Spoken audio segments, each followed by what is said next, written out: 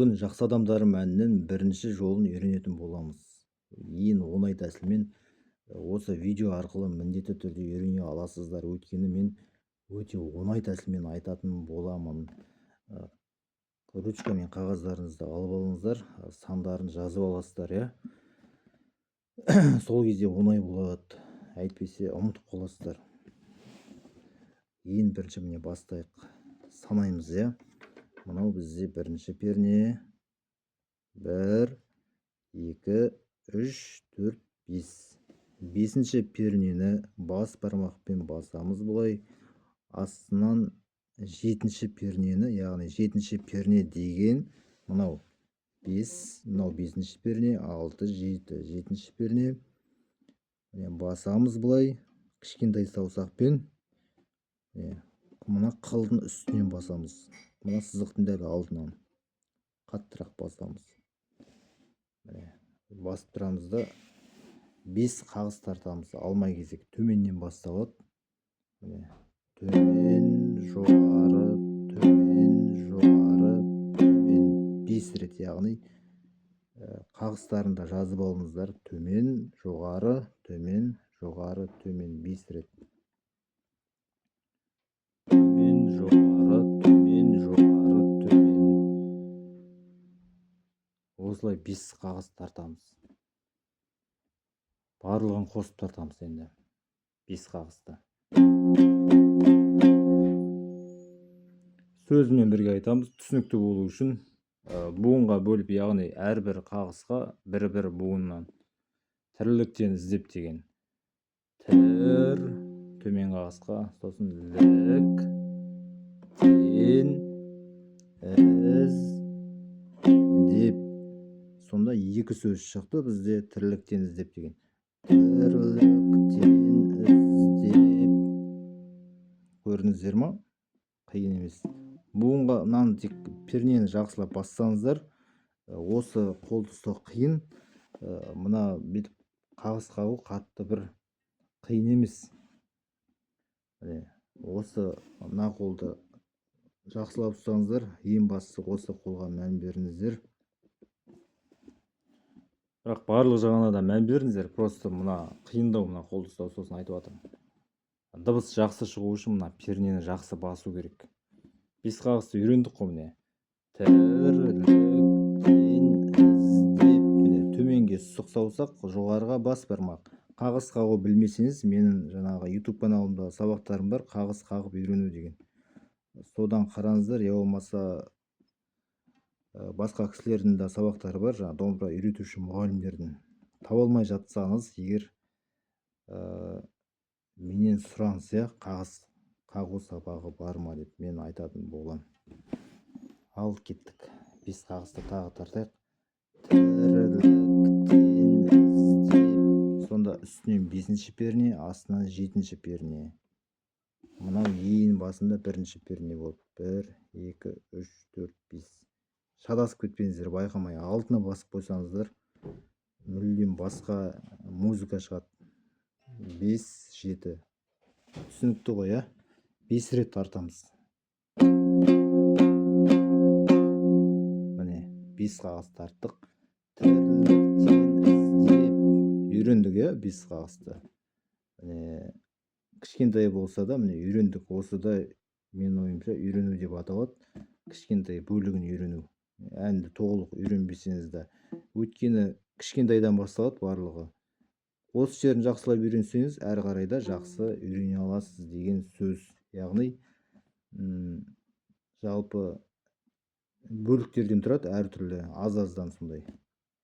Сосын барлығын қоссаңыз, шыдамдылық танытсаңыз, барлығы әнді үйрене аласыз. Әрі қарай кеттік ал. Осылай асықпай үйретем, өйткені тез-тез айтсам түсінбей қаласыздар. Әрі қарай.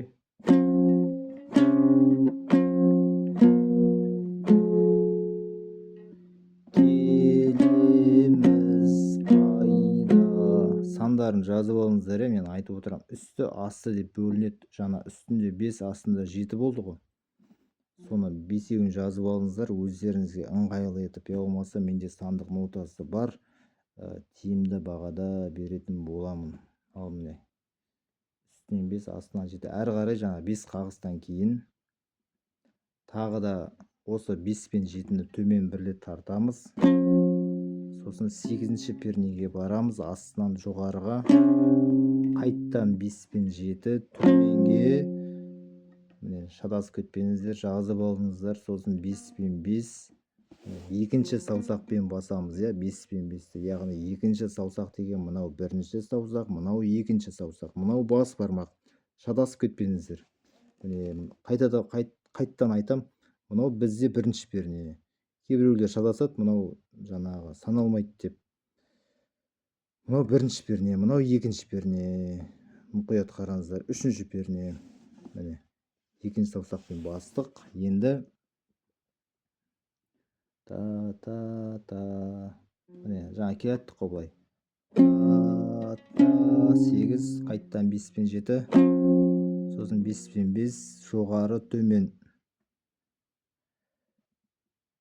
Жоқ, бұл жері міне былай болады жер.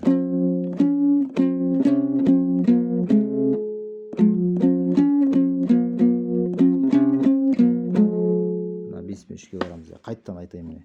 Төмен, сосын 8-ші перне жоғарыға. Қайттан 5 пен 7. 5 пен 5 жоғарыға. Сосын 5 пен 3 төменге. Осылай болады міне. Сонда келеміз пайда деген жері. 8-ші пернеге ле. Қайттан 5 пен 7 міз. Сосын 5 пен 5 пай. Сосын 5 пен 3 да. Сонда келеміз пайда.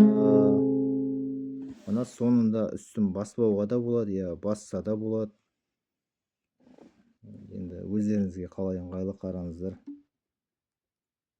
Кейде мына саусақ жетпейді. Сондықтан жаңағы өздеріңіздің ыңғайларыңызды қараңыздар.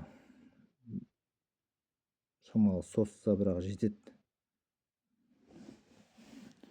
Көп тартқан сайын саусақта созылып жаңағы икемделе түседі. Барлығын қосайық енді, басынан бастап. Тірліктен іздеп міне келеміз пайда.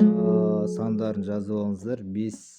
5, 7, 8.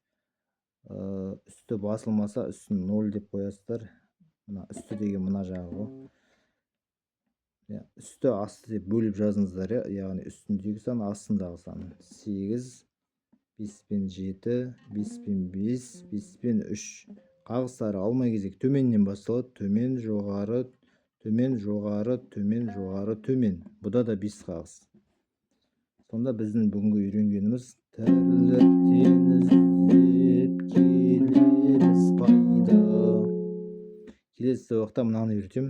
Қол созамыз көп неге біз айға. Бірінші бір жолын үйреніп, осын жаңағыны жақсылап үйреніп, комментарийге жазыңыздар. Мен үйрендім деп, сосын үйренген видеоны да маған жіберіңіздер, тексерем. Сосын жақсы шыққандарды YouTube'қа салатын болам. Міне осылай бізден үйренді деп біздің шәкіртіміз. Бір жолын болса да барлығын бірден үйренуге талпынбай қойыңыздар. Аз-аздан үйреніңіздер, өйткені барлық адам бір домбыраға қатты икемді емес. Сондықтан аз-аздан бастаған дұрыс. Солай ойлаймын, барлық адам бірден икемді емес деп тартуға, өйткені бірден тартып кете алмайды көбісі. Сондықтан кішкентай бір жолым болса да жақсылап үйреніңіз, қалған жолдарды асықпай келесі күні сол бітіргесін барып үйреніп отырасыздар, кезекпе кезек.